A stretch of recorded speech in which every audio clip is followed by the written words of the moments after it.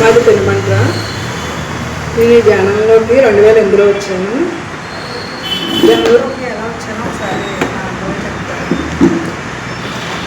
నేను ధ్యానానికి ముందు ఎలా ఉండేది అంటే మ్యాక్సిమం 90% ఆడవాళ్ళు అందరూ అలానే ఉంటారు అనుకుంటాను. నేను కూడా ఎవరైనా చిన్న మాట అయితే ఆడవడం, నన్నే అంటున్నారని ఫీల్ అవడం, అందరూ బాగున్నారు నేనే ఇంక ఇలా ఉంటున్నాను అనుకోవడం, నెక్స్ట్ ఏంటంటే భగవంతుని చూడడం, అంతే కదా. అలాగే ఉండేదని అలాగే నటించేవాడు. అప్పుడు తెలిసేది కాదు. ఎలా అంటే అందరితో మంచి అనిపించుకోవాలని ఒక భ్రమలో ఏం చేసేవాళ్ళం అంటే ఎవరేమన్నా అన్నా మనం తిరిగి అనుకుంటా లోపల పెట్టుకుని మౌనంగా ఉంటే పాపం బయట వాళ్ళు అందరూ అనుకునేవారు పాపం గేరు చాలా మంచిది, ఎవరిని తిరిగి మాటంలో పాపం ఏం తెలియదు అనుకునేవారు. కానీ నా లోపల కూడా అన్నీ ఉంటాయి కదా, కోపం వేషం అన్నీ ఉన్నాయి. కానీ బయటకు వ్యక్తపరచలేకపోయేసరికి అందరికీ గొప్పగా కనిపించారు. అదే నిజం అనుకుని నేను కూడా అలాగే ఈ ధ్యానానికి వచ్చేదాకా అలాగే నటిందో బతికేశాను. అంటే భయంతో. అండ్ భయం అనేది ఎలాగంటే నేను ఏదన్నా వాళ్ళు ఎక్కడ నన్ను చెడ్డగా అనేసుకుంటారో అని మాయలో బతికాను. ఎప్పుడైతే ఈ ధ్యానం మా వారి ద్వారా వచ్చాను, మా వారు ధ్యానంలోకి వచ్చారు. ఈయన ఎలా వచ్చారంటే కొద్దిగా హెల్త్ ప్రాబ్లం బీపీ ఉంది, కోపం విపరీతమైన కోపం ఉంది. ఆ బీపీ వల్ల ఏంటంటే ఇంకా గట్టిగా మనం ఏడవడమే కదా, ఆడవాళ్ళకి అది గట్టిగా తింటే నేను ఆడవడం రోజు ఇదే పని ఇంట్లో. అయితే దీనికేమో చిరాకు వచ్చేస్తుంది. మగవాళ్ళకి ఆడవాళ్ళు ఎడితే చిరాకే కదా. అయితే సూర్యప్రకాష్ గారు హాస్పిటల్కి చూపించుకునేవాళ్ళు. ఆయన అడిగారు ఒకరోజు, ఏమంటే బిళ్ళలు వేసుకున్నా ఇది చేసినా నాకు కోపం తగ్గట్లేదు, ఇంట్లో లేడీస్ ఇబ్బంది పడిపోతున్నారు నా వల్ల, ఏం చేయను అంటే చూడండి, ఒక ధ్యానం అనే మాట మనకి అర్హత ఉంటే ఎవరొకరి ద్వారా మనకు అందుతుంది. ఈరోజు మనం అందరం ఇక్కడికి వచ్చామంటే అర్హత ఉండేనే కదా వచ్చాం. అలాగే ఆ రోజు ఆయన సూర్యప్రకాష్ గారి ద్వారా ఈయన ధ్యానం అనే మాట ఇప్పించింది. చూడండి, ఒక డాక్టర్ చెప్పారంటే ఎంత గ్రేట్. ఆయన ఒకసారి క్లాస్ ఆయన మెడిటేషన్ చేయండి కోపం తగ్గుతుంది అని ఒక మాట చెప్పారు.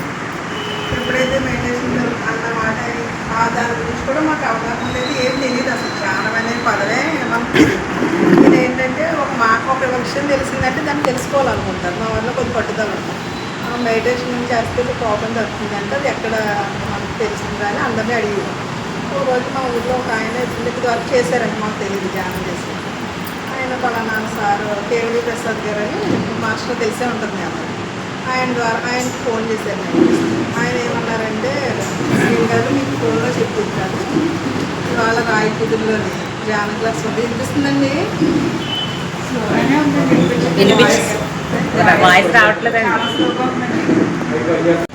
ఎప్పుడైతే లక్ష్మీదేవి ఎంటర్ అవుతుందో శిష్టాదేవి వెనక నుంచి వెళ్ళిపోతుంది. నీలో దుఃఖం అంటే నువ్వు గీతకు ఎలా అవుతావు, అందుకే నీ దుఃఖం బయటకు వెళ్ళిపోతుంది, అదేం ప్రాబ్లం కాదు. నీ పేరు గీత కాబట్టి ఎప్పుడు దుఃఖాన్ని హరించేదే గీత, అదే తీసేసేదే గీత. నీ పేరు సార్థకత చేసుకోవాలి. అప్పుడు దాకా నా పేరు నాకు నచ్చదు, నా జీవితం నాకు నచ్చదు, నా లైఫే నాకు నచ్చదు. ఎప్పుడైతే ఆ మాట చెప్పారో తెలియకుండానే నా మీద నాకు ఇష్టం పెరిగింది. అబ్బా మా నాన్నమ్మ ఎంత మంచి పేరు పెట్టింది, అప్పుడు దాకా ఈ పేరు వాల్యూ తెలియలేదు నాకు, ఆ పేరుకి సార్థకత కూడా చేసుకోలేదు, ఎప్పుడు ఎడతానే ఇచ్చినాను. ఈ రోజు నుంచి నా లైఫ్లో నాకు ఎంత మంచి పేరు పెట్టింది మా నాన్నమ్మకి ఎప్పుడు కృతజ్ఞత తెలుపుకుంటాను. అంటే పేరులో కూడా ఎంత ఉంటుందో అన్నది అప్పుడు అర్థమైంది మాట నాకు. అందుకే పేర్లు కూడా చూడండి, ఇప్పుడు లక్ష్మి పేరు పెట్టుకున్నారు అనుకోండి, లక్ష్మిలానే ఉంటుంది ఆవిడ పేర్లు. అందుకే పెద్దవాళ్ళు ఎంత గొప్పవాళ్ళు అండి, దొరకవాళ్ళు పేర్లు అంత గొప్పగా పెట్టేవాళ్ళు అనమాట. ఇప్పుడంటే వేరే వేరే పెడుతున్నారు తప్ప, అంటే మన నోటంట ఆ మాట వచ్చేసరికి అలా ఉండాలని గుర్తు చేయడం కోసం. ఇప్పుడు లక్ష్మి అని పేరు పెట్టుకున్నారు అనుకోండి, వాళ్ళకి లక్ష్మి అంటే డబ్బు లేకుండా ఉండకూడదని వాళ్ళకి అర్థం అవ్వాలి. ఇప్పుడు లేదు లేదు అని అనకూడదండి, నాకు ఉన్న దాంట్లో ఉందే అన్న భావన ఉంటుందని లక్ష్మి పేరు పెట్టి, మనం లక్ష్మి పేరు పెట్టుకున్న దగ్గర లక్ష్మీదేవి అంటే నువ్వు లక్ష్మి ఎలా అవుతుంది అంతేనా. అలాగే గీత పేరు పెట్టుకుని నేను ఎడితే కూర్చుంటే నేను గీత ఎలా అవుతాను కదా. అలా అప్పుడు అర్థమైంది, ఒక పేరులో కూడా ఇంత ఉంటుంది. మా నాన్నమ్మ ఎంత మంచి పేరు పెట్టిందో, ఎంత మంచి పేరు పెట్టినందుకు నాకు ఎప్పుడు అప్పుడు దాకా నా పేరు నాకు నచ్చింది కాదు, ఇలా గీతలానే బతకాలనుకో. అంటే చూడండి, ఆ రోజు అనుకున్న కాడి నుంచి నా లైఫే మారిపోయింది. అంటే ధ్యాన ప్రచారం అప్పుడు దాకా ఏమి సాధన చేసి సత్య సాంగత్యం చేస్తామో మనం ఎలా ఉండాలన్నది మన లైఫ్లో నడుచుకుంటూ వెళ్ళిపోద్ది, ఏమి ఉండదు. ఇంకా అప్పటి నుంచి ఏం చేసేదండి, నాకు లోపల ఏది ఉంది కదా, ఏది ఉంటే అది బయటికి మాట్లాడేస్తుంది. లోపల ఏది పెట్టుకుందండి తక్కువ వచ్చేసి అలా అది ఏమనుకుంటారని కూడా ఉంటుంది చెప్పేసిద్దండి. అలా చెప్పేయడం వల్ల కొంతమంది ఇబ్బంది పడతారు కదా, ఇదేంటి ఇలా చెప్పేస్తున్నది ఏమనుకున్నారు అనిపించి. అలా ఉన్నప్పుడు ప్రతిసారి మాటలు గుర్తొచ్చేవాడి. ఏంటంటే మన కర్మ సిద్ధాంతం ఒకటి. అప్పట్లో ఏంటంటే తణుకులోని 6 మండలాలు ధ్యాన ప్రచారం చేసాం. నా పని ఏంటంటే అందుకే తణుకు వెళ్ళానేమో అనిపించింది. మా వారు రోజు వినమంటారు వచ్చేవారు, నేను తణుకులో ఉండేది. 2 to 4 ధ్యాన ప్రచారం. ఇంకా రోజు ఈ మాణిక్యాలరావు గారు మేము అందరం కూడా తిరిగేవాళ్ళం. ఏంటంటే పాంప్లెట్లు ప్రతి ఊరు రోజుకు ఒక ఊరు పెట్టేవారు. ఒక 20 మంది వెళ్ళిపోయేవాళ్ళం ఆటోలో బాబు. ఇంటింటికి వెళ్ళి పాంప్లెట్లు పంచి పెడతాం. సెంటర్లో ఒక 7 రోజులు క్లాస్ పెట్టడం. ఆ క్లాసులకి ఎవరికి ఖాళీ ఉంటే వాళ్ళు వెళ్ళి చెప్పి రావడం. నాకు ఫస్ట్ క్లాస్ ఎలా చెప్తానంటే మామూలుగా ఫ్రెండ్స్కి చెప్పేసి దాన్ని. ఓ రోజు వాసు గారు వచ్చి క్లాస్ చెప్పండి వెళ్ళంటారు. ఇవన్నీ నేను క్లాస్ చెప్పాలని నాకు బయట నేను మన ఇంట్లో వాళ్ళకి చెప్తాను, బయట నేను చెప్పలేనండి. ఏమని అసలు వెళ్ళండి ముందు చెప్పండి, అప్పుడే తెలుస్తుంది. ఆ ఫస్ట్ క్లాస్ ఏంటంటే షుగర్ ఫ్యాక్టరీ సాయిబాబా గుడిలో పెట్టింది. విగ్రహం నేర్పింది అక్కడ. ఆ తంతంతా ఏంటి అన్నీ తెలుసుకోవాలి కదా. అలా ఏంటంటే ప్రతిదాన్ని అబ్జర్వ్ చేయడం మొదలుపెట్టింది. గుడికి అందరూ ఇప్పుడు పూజ పిలిచారనుకోండి, నా ఫ్రెండ్స్ అందరినీ తీసుకుని వెళ్తాను. ఏది వ్యతిరేక అంటే మన అవగాహన లేక అర్థం చేసుకోం అంతే. అంటే పత్రి సార్ చెప్పింది ఒకటి, అర్థం చేసుకునేది ఇంకోటి. ఆయన ఏంటంటే భగవంతుడు మనలోనే ఉన్నాడు కదా, మీరు వెళ్ళి అక్కడికి వెళ్ళి అంత అవసరం లేదు. మీ లోపల భగవంతుడు ఉన్నప్పుడు అందరిలోనే భగవంతుడు చూస్తే ఇంకా అల్టిమేట్ అది. మనం అంతే కదా. ఇప్పుడు ఆ స్థాయికి మనం ఇంకా వెళ్ళలేదు కదా. ఇప్పుడు అందరిలో దేవుని చూడగలం ప్రతి క్షణం చెప్పండి. ఇంకా అలా అయితే మనం భూమి మీద కూడా ఉన్నాం. అవునా కదా. ఇప్పుడు అందరిలోనే భగవంతుని చూసే శక్తి వచ్చిందనుకోండి, ఇంకా మనం ఏం చేయక్కర్లేదు. అసలు మనం భూమి మీద నేర్చుకునేదే లేదు, తీసుకెళ్ళిపోతారు కదా. అంటే మనం నేర్చుకోవాలి, ప్రతి దాని నుంచి నేర్చుకోవాలి. అందుకే అప్పుడు ఏమనిపించింది, గుడికి వెళ్ళినప్పుడు గుళ్ళో విగ్రహాలను అవి చూసింది. అలాగే మళ్ళీ కనెక్ట్ అయ్యింది అనమాట. వీళ్ళకి ఫ్రెండ్స్కి చెప్పడానికి. ఇప్పుడు నేను వెళ్ళటం వల్ల ఒక 10 మందికి ఏదో ఒక సందేశం ఇవ్వచ్చు కదా.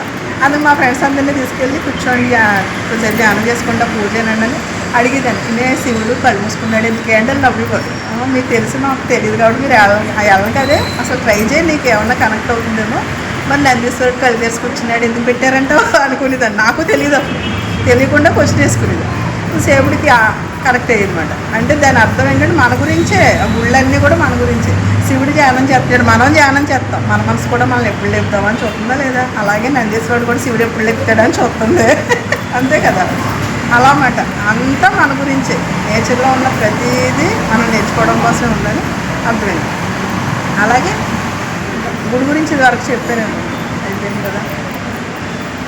గుడికి వెళ్తాం కదా, గుడికి వెళ్ళి మనం చేసి తంతంతా ఇదివరకు పూర్వం మన పెద్దవాళ్ళు చెప్పారు, అలా ఆచరింది. కానీ అది ఎందుకన్నా ధ్యానంలోకి వచ్చాక తెలిసింది. మీకు తెలిసే ఉంటుంది.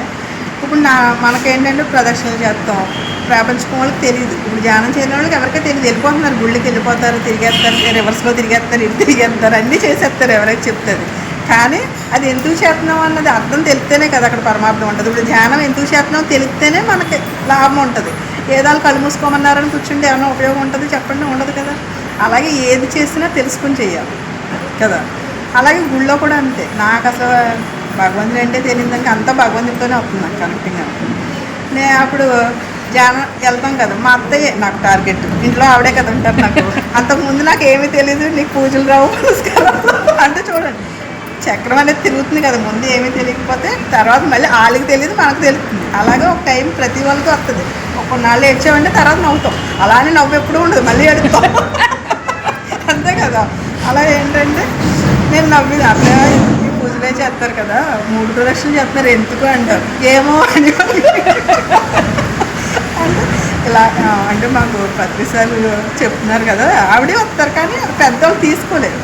చిన్నపిల్లలు తీసుకున్నట్టు మనం తీసుకోలేము, మనం తీసుకున్నట్టు మన పెద్దవాళ్ళు తీసుకోలేము. వాళ్ళు ఏదో అక్కడ మంచిది వస్తే అనే భావంతో వచ్చి ఏదో చేసుకెళ్ళిపోతారు తప్ప దాన్ని ఎదరికే మలుచుకోవడం రాదు కదా వాళ్ళకి. నేను కాదంట అత్తయ్య, అది శంకరాచార్య దేహమే దేవాలయం చెప్పారు. అప్పుడు నాకు తెలీదు దేహమే దేవాలయం, జీవుడే దేవుడు అంటే దాని అర్థమే తెలియదు. అప్పుడు మనకి గుళ్ళోనే దేవుడు ఉన్నాడు అనుకున్నాం కదా. అంటే గుడి మన శరీరం అంట, అందుకని పెట్టారు అక్కడ. శరీరం మనసు ఆత్మ ఉంటేనే కదా గీత అనేది ఇక్కడ ఉంది. అలాగే మీకు గుళ్ళో గుడి చుట్టూ తిరిగి అది మనకు మనం చేసుకున్నట్టంట. మీరు గుళ్ళో దాకా వెళ్ళక్కర్లేదు, మీ చుట్టూ మీరు 3 ప్రదక్షిణలు చెప్తే గుడికి వెళ్ళినట్టే అని ఊరికే ఆవిడ మార్చడం కోసం ట్రై చేస్తుంది అనమాట. అంటే కావాలి నువ్వు అలాగే చెప్తావు. ఆవిడకి గుడికి వెళ్ళకపోతే అసలు కుదురున్నది, ఇంకా జీర్ణించుకుపోయింది ఆవిడకి. ఇంక మెంటల్గా ఇంకా ఒకరోజు ఆపినా ఆవిడకి ఇంక ఉండలేదు. ఇంక తర్వాత అర్థమైపోయి ఎవరు ఆనందం వాళ్ళది. నేను ధ్యానం క్లాస్కి వెళ్ళకుండా నేను ఎలా ఉన్నా, ఆవిడ వెళ్ళకుండా ఆవిడే ఉంటాను. అంతే కదా. సరేలే, అందరిదే కరెక్టే, ఎవరిదే తప్పు కాదు.